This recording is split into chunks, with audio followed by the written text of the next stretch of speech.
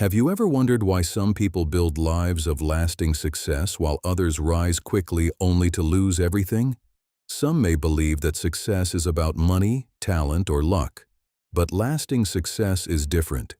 It is built on principles that work together over a lifetime. That is what this series is about. This is a complete philosophy of life, a system that follows the human journey from birth to death. Success can certainly come through chance. A lottery ticket can create instant wealth. An unexpected opportunity can change a life overnight. But what chance gives, chance can also take away. History reminds us of that. In the year 79, Mount Vesuvius buried the cities of Pompeii and Herculaneum beneath volcanic ash. Fortune and tragedy can arrive without warning. The success explored in this series is different.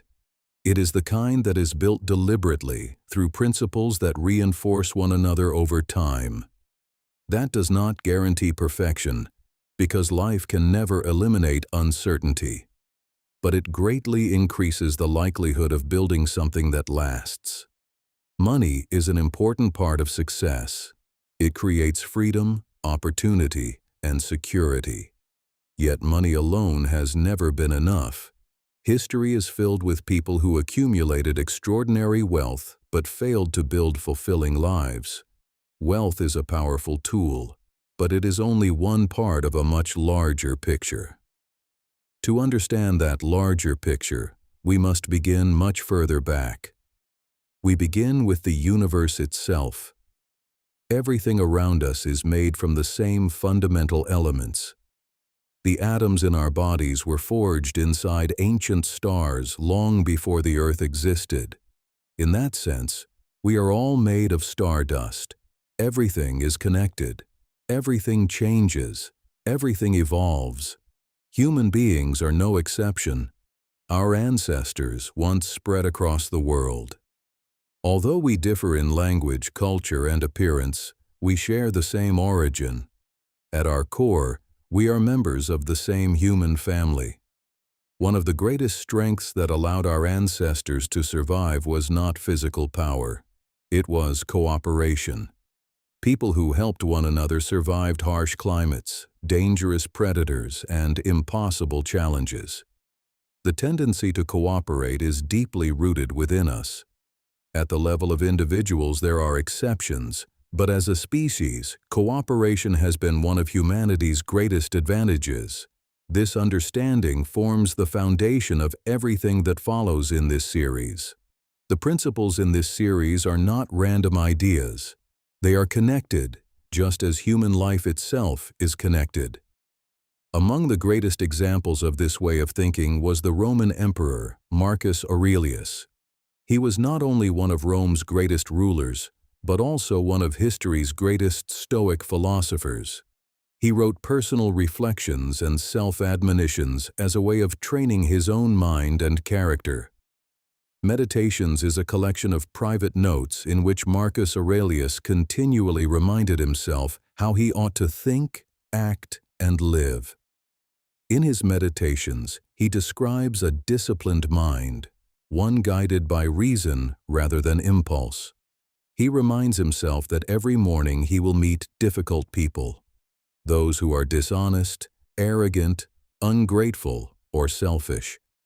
Yet he refuses to hate them because they share the same human nature. As he writes, we were made to work together, like the feet, the hands, the eyelids, and the rows of teeth. To work against one another is contrary to nature.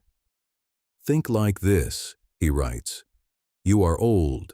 Do not allow your governing mind to become enslaved or pulled like a puppet by every passing impulse. Do not complain about your present circumstances or fear those yet to come.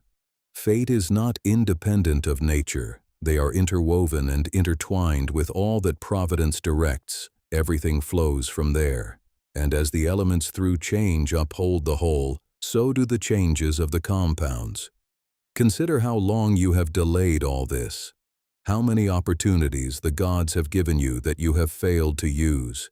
You must finally understand of what universe you are a part, and from what governing source you have come. A limit has been set to your time. If you do not use it to clear away the clouds from your mind, it will pass, and you will pass with it, never to receive a second chance. Free yourself from all other distractions, and you will give yourself liberation if you perform every action as though it were the last of your life, free from aimlessness, emotional distortion from what reason proclaims, hypocrisy, selfishness, and resentment toward your fate. See how few things a person must master in order to live a good life. Marcus Aurelius wrote those words 2,000 years ago, yet their message remains as relevant today. So very few things are truly required to live a good life. This series is about discovering those things. Your time is now.